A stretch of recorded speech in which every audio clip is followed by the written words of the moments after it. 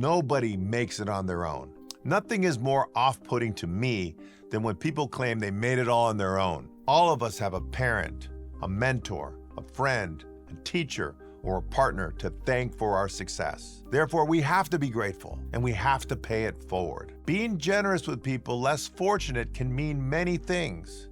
You could be generous with your time, with your wisdom, your friendship, or your money. But generosity as a discipline is one of the greatest and most important virtues of them all. Having purpose in our lives is critical for all of us. Most of us know that. Purpose does not have to come from our jobs. It can come from anywhere. Latinos, as a rule, are very generous people, but most of us limit all or most of our generosity to our families. And I don't think there's anything wrong with that, but I think family is where it all begins.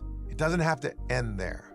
I grew up in a Christian family, and the thing I liked most about being a Christian was the focus on charity.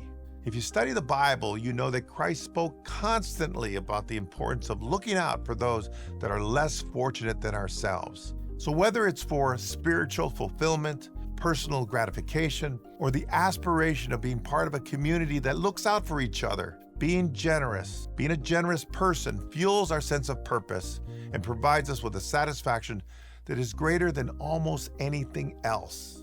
It also uplifts the Latino brand, which is why being generous is number 9 of the NAHREP 10. If you want to hear more about the Latino brand, leadership, and building wealth, follow me for more.